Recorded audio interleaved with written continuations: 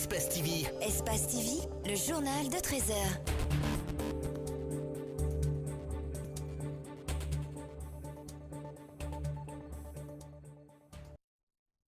Il est 13 heures à Conakry. Bonsoir à toutes, bonsoir à tous. Bienvenue dans ce journal. Au sommaire, 7 commissaires de la CENI viennent d'annoncer leur retrait du processus électoral, mais n'entendent pas quitter l'institution. Dans une déclaration commune rendue publique hier, ces commissaires issus des rangs de l'opposition émettent une série de réserves sur le déroulement du processus électoral dans notre pays. Mamadou Safa Tounkara était dans le locaux ce mercredi matin. Vous l'entendrez dans ce journal. À Cancan, la police vient de mettre la main sur un groupe de présumés bandits spécialisés dans les vols d'appareils électroniques. Ils ont été saisis avec des postes téléviseurs, des téléphones portables et bien d'autres biens de citoyens. Merci, c'est tout pour les titres.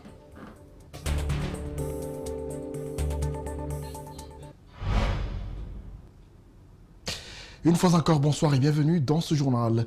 La CENI guinéenne fait face à une crise à l'interne. Les choses ne semblent pas s'arranger. Dr Banosso, l'un des vice-présidents et 6 autres commissaires issus des rangs de l'opposition viennent de suspendre leur participation au processus électoral. Ils dénoncent le déroulement de la révision du fichier et la gestion de la CENI qu'ils jugent unilatérale par Salif Kébé, le président. Mamadou Safa Tounkara, un des commissaires, était ce matin dans nos locaux. Il donne les raisons de leur retrait. Il est au micro d'Alseni Bari et de Tierno Saadouba. Pourquoi maintenant? C'est une bonne question. Parce que vous savez, on était en phase d'exécution des opérations sur le terrain. Nous nous sommes dit qu'il n'était pas opportun de se retirer au moment que les électeurs allaient vers les cailles pour se faire enrôler. Donc on avait 2 choix. C'était de dramatiser la chose et décourager, démobiliser les citoyens pour aller se faire enrôler, ou continuer à évaluer les travaux sur le terrain, prendre des dispositions, corriger l'état, mais aussi s'assurer que les gens sont mobilisés pour se faire enrôler. Parce que l'objectif, c'est de permettre à tout Guinéen de 18 ans de se faire enrôler et de revenir vers la machine. Vous savez, la recommandation qui a été faite par les experts, c'est que tous les électeurs doivent revenir devant la machine. Il y avait déjà des informations sur le terrain qui disaient que tous les électeurs n'ont pas besoin de revenir, alors que ce n'était pas vrai du tout. C'est pour cela que nous nous sommes dit, continuons le processus, encourageons, mobilisons les citoyens et après nous allons faire une évaluation de ce qui s'est passé sur le terrain et ce que nous avons voulu faire. Évaluer les travaux, tirer les statistiques, revoir les données, les analyser et prendre des dispositions. Ces commissaires de la CENI posent des conditions, ils font des recommandations pour revenir dans les rangs et prendre part aux travaux liés au processus électoral. Mamadou Safa Tounkara rappelle quelques-unes de leurs conditions au micro d'Alseni Bari. La toute première recommandation, c'est d'abord l'accès à l'information.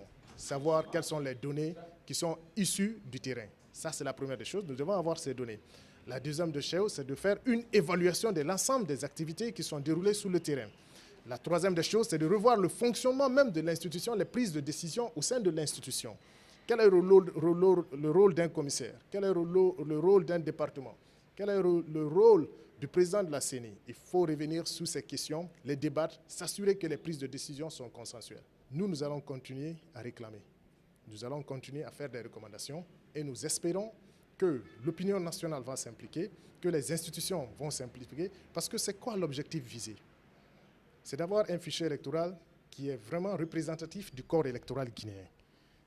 Et c'est à ce prix que nous aurons la paix dans ce pays. Parce que vous savez, dans la plupart des pays africains, les conflits sont le plus souvent nés des conflits électoraux. Alors nous voulons épargner ce pays de ce drame. Faisons le travail de façon sérieuse, avec honnêteté et intégrité, mais aussi assurons-nous que les données qui sont du terrain sont les données qui représentent réellement les réalités du terrain. Dans le même sillage, le président de la CENI était face à la presse lundi. Maître Salif Kébé a abordé plusieurs sujets, notamment la question liée au respect du calendrier électoral. En dépit des multiples dysfonctionnements constatés, des récriminations faites par les acteurs du processus, Maître Salif Kébé, le président de l'institution, se dit toujours prêt à respecter la date du 16 février 2020. Mamadou Saliouba, Lamine Silla pour le compte-rendu. Sur le processus électoral, le président de la CENI se veut clair. Et dans cette ambition, Devant des journalistes, Maître Salifou Kébé affirme que pour l'heure, la CENI n'a pas prévu de prolonger le processus d'enrôlement, malgré de multiples dysfonctionnements.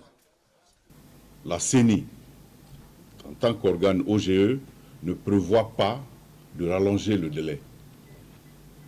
Nous disons que nous avons pris toutes les précautions pour cette opération. Sur les récépissés, il sait qu'il y a eu des problèmes, mais pour lui, c'est incompréhensible. 3 millions de récépissés sont allés sur le terrain. Nous n'avons pas 1 million. Je vous dis, nous n'avons pas 500 000 électeurs. On nous dit non que les récépissés ont manqué. Soit les récépissés sont gardés et ils attendent un meilleur moment pour le sortir, soit ils s'y sont mal pris. À qui cela profite? Maître Salifou Kébé affirme que le manque de récépissés n'entame en rien le processus. Il rassure que tout est mis en place pour détecter les mineurs et les doublons. Sur le cas des Guinéens de l'étranger, se basant sur les violences au Sénégal et en Angola, il fait une annonce. Est-ce que les élections vont se tenir? Je vous dis, même si tout l'extérieur était coupé, aujourd'hui, l'élection peut se tenir. C'est choquant, mais c'est cela la vérité. Une annonce fulgurante, le président de la CENI demande aux acteurs concernés de déposer leur liste et dossier de candidature le 18 décembre 2019 sans donner de quotas. Il rassure que les élections se tiendront le 16 février 2020, tout en précisant que la CENI n'a pas encore reçu tout le budget nécessaire. En plus bref, nous apprenons que les cautions pour les candidatures aux élections législatives pourraient être connues ce soir. Nous ne sommes pas encore sûrs, mais la caution pour les listes nationales pourrait s'élever à 170 millions de francs guinéens. Et pour les candidatures à l'uninominal, la somme de 5 millions de francs guinéens serait annoncée. Le dépôt des listes de candidatures est attendu aujourd'hui à la CENI, même si pour l'heure, les acteurs restent à l'attente de la fixation de ces cautions. L'enrôlement et la révision des listes électorales ont pris fin lundi. La Commission électorale nationale indépendante estime que le maximum d'électeurs a été recensé, ce malgré des pannes techniques et manque de matériel signalé un peu partout. Des partis politiques de l'opposition expriment leur déception et craignent une mascarade électorale en février 2020. Mamadou Kalisso, Tierno Sadouba ont rencontré quelques-uns. Suivez. Selon le bloc libéral, en 25 jours, la CENI n'a pas recensé plus de 20% de l'électorat guinéen. Dr Faya Milimono exprime sa déception. Il distribue des bonnets d'âne au commissaire de la CENI. J'ai dit au peuple de Guinée, nous devons nous prendre au sérieux. La rupture est indispensable dans ce pays. Cette CENI-là, elle est anti-républicaine. Elle est composée d'hommes et de femmes, non seulement incompétents, mais non intègres, non patriotes, et qui sont prêts à mettre le feu à ce pays. La dernière révision du fichier électoral date de 2015. Cette année, pour la révision et l'enrôlement des nouveaux électeurs, la CENI a donné 25 jours. Durant cette période, des pannes techniques et manque de matériel ont été signalés ça et là. Cela prouve à suffisance que la commission électorale n'est pas prête pour une élection libre et transparente en février 2020. Comme elle avait dit qu'elle était techniquement prête pour organiser les élections législatives, elle a démontré par elle-même et dans les faits qu'elle est loin d'être techniquement prête. Donc son chronogramme qui fixe la date des élections au 16 février n'est pas tenable, ne serait pas responsable pour engager le pays dans d'autres problèmes encore. Cet autre acteur politique dénonce à son tour l'enrôlement des mineurs et des doublons. Selon Sekou Yaya Bari, avec ce nouveau fichier électoral, il n'y aura pas de scrutin, mais une sélection. Nous-mêmes, à l'UFR, on nous dit que c'est 3 députés que nous devons avoir, parce que Alpha Condé a décidé de faire le coup KO comme il avait fait en 2015, avec un fichier totalement corrompu. Je me dis qu'aujourd'hui, les partis politiques de l'opposition doivent se retrouver et bâtir une stratégie infaillible afin d'empêcher que cela ne se passe dans notre pays. Pour dénoncer toutes ces anomalies, un commissaire de la Commission électorale nationale indépendante décide de se retirer du processus électoral. Dans un registre tout autre, c'est parti pour la 4e édition de la Semaine nationale de la citoyenneté. Ce NACIP en abrégé. Durant une semaine, 5642 cadres du département, des activistes de la société civile, des administrateurs territoriaux vont effectuer des sensibilisations et des plaidoyers sur l'importance du vote, notamment des prochaines échéances électorales. D'ailleurs, pour cette année, le thème retenu est « Voter, droits et devoirs des citoyens, usez de vos droits, faites vos devoirs ». C'est le président de la République qui a lui-même annoncé les couleurs ce mardi. Alceni Bari commente les images de nos confrères de Gangan TV. C'est dans cette salle des fêtes de l'université Gamal Abdel Nasser que le coup d'envoi de la Semaine nationale de la citoyenneté a été lancé. Placé sous le thème « Voter, droits et devoirs des citoyens, usez de vos droits, faites vos devoirs », il est question de sensibiliser la classe politique et les électeurs sur leur rôle pour le bon déroulement des différents scrutins électoraux en Guinée. Les élections en Guinée nécessitent la qualification continue du processus électoral. Les Guinéens ont besoin d'élections pour choisir leurs dirigeants, mais d'élections transparentes et apaisées, porteurs de lendemain de paix et de développement pour leur pays. Il est vital et judicieux de veiller et éviter, par un appel à la responsabilité de toute la classe politique, que l'élection ne soit un poison pour la quiétude et la stabilité sociale. Le président de la République a reprécisé un certain nombre d'éléments liés au processus électoral, notamment l'importance des programmes politiques. Le choix des jeunes doit être objectif et les leaders doivent clarifier leurs projets de société, clame Alpha Condé. Lorsque un homme politique est sûr de son programme, il s'adresse à l'intelligence, c'est-à-dire il essaie de vous expliquer voilà ce que je vais faire et vous jugez si c'est bon ou pas. La politique, c'est définir les objectifs que le peuple voit et que le peuple peut juger si ces objectifs que vous avez définis pour lesquels ils ont voté pour vous ont été atteints. S'ils ont été atteints, ils continuent à vous faire confiance. S'ils n'ont pas été atteints, ils vous roulent le dos.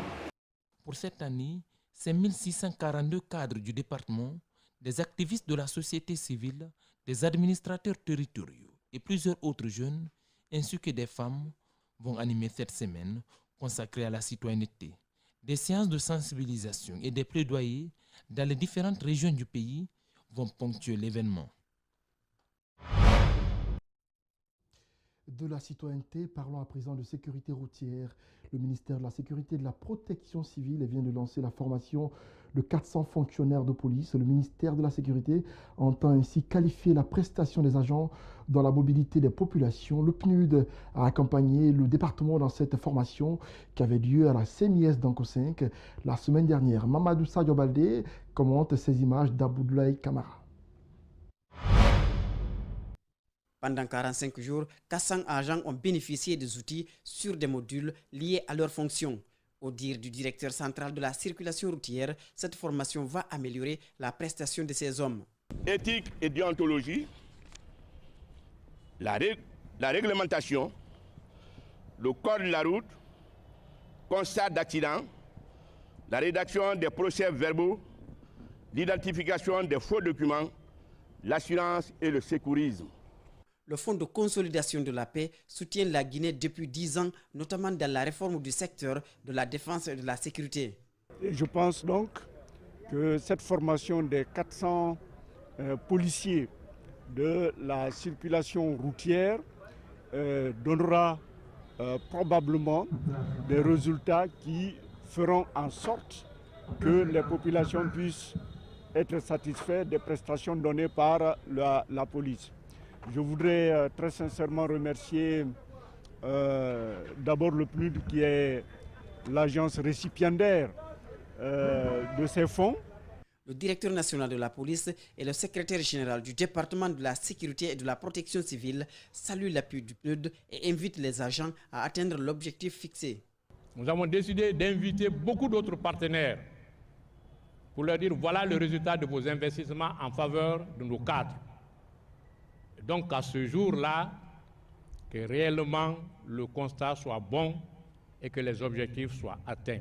Commencer par remercier le PNUD de nous avoir accordé cette formation dans le cadre de la déontologie, de l'éthique en matière de sécurité routière et leur renforcement de capacité en matière de constat et du comportement dans la circulation routière.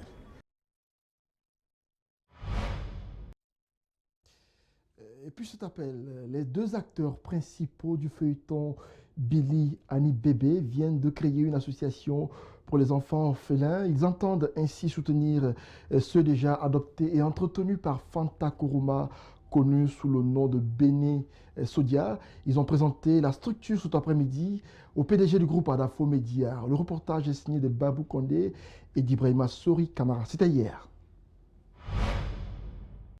Espace TV a rappelé aux téléspectateurs des années de succès du feuilleton Billy Ani Bébé à travers l'émission Les années Billy Ani Bébé, où les amoureux du feuilleton se sont rendus compte des conditions de vie des principaux acteurs. En lançant les années Billy Ani Bébé, pour nous, c'était important de revenir un petit peu sur les années Gold, ceux qui ont fait la fierté de notre pays. Je ne peux pas comprendre qu'on ne puisse pas mettre en valeur ces acteurs-là qui ont tout donné à la Guinée, de leur voir comme ça, sans revenir évidemment sur leur parcours. Après ces années de gloire, Fanta Kourouma Bébé Soudia n'a pas eu d'autre activité que de s'occuper des enfants d'autrui, qu'elle nourrit par la vente du charbon et du carburant sur le marché noir. Aujourd'hui, avec son compagnon Amaradouno Billy Soudia, ils mettent en place une structure qui aura pour vocation d'assurer un avenir meilleur à ses enfants. J'ai trouvé Bébé dans une situation qui m'avait beaucoup écœuré. Elle entretenait des enfants orphelins.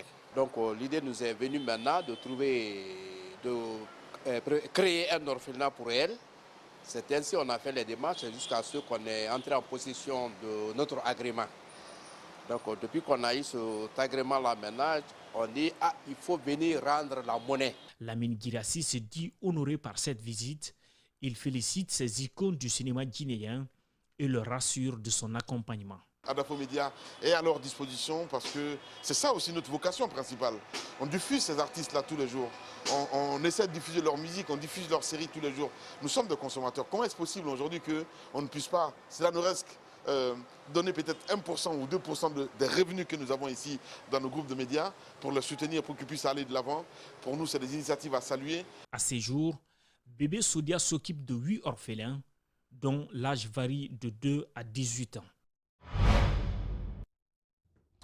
À Cancan, 2 présumés voleurs viennent de tomber dans les filets de la police.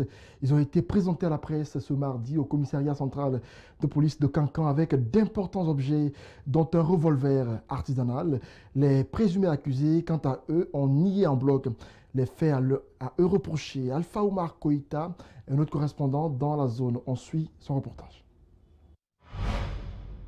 Un revolver artisanal, 4 motos, 2 écrans plats, 4 ventilateurs, un congélateur, un survolteur, 3 stabilisateurs, 2 ordinateurs, une chaîne musicale, 3 appareils numériques, des habits non cousus, une quinzaine de téléphones portables, des cartes de recharge sont entre autres objets saisis par la police le 13 décembre dernier au domicile de 2 présumés voleurs dans la commune urbaine de Cancan.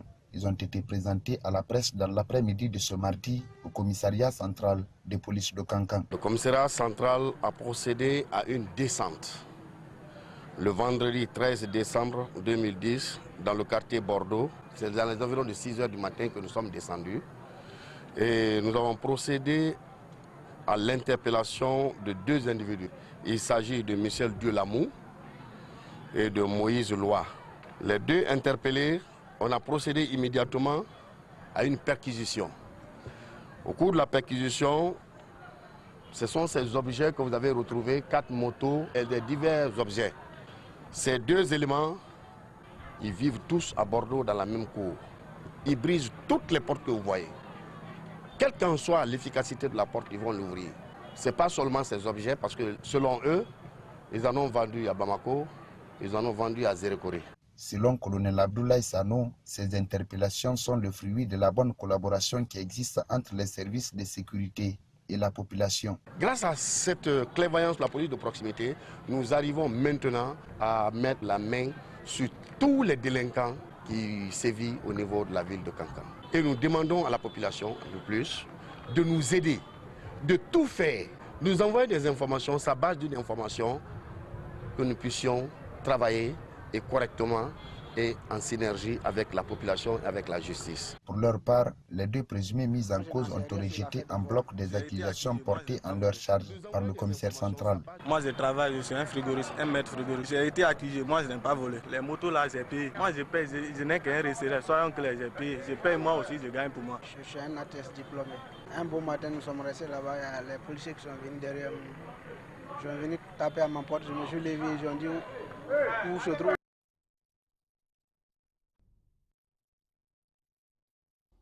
Voilà, cet élément met fin à ce journal réalisé par Mohamed Valek Touré et Mamadou Sadio Baldé. Merci à tous ceux qui l'ont suivi. Bon début d'après-midi chez vous. Au revoir.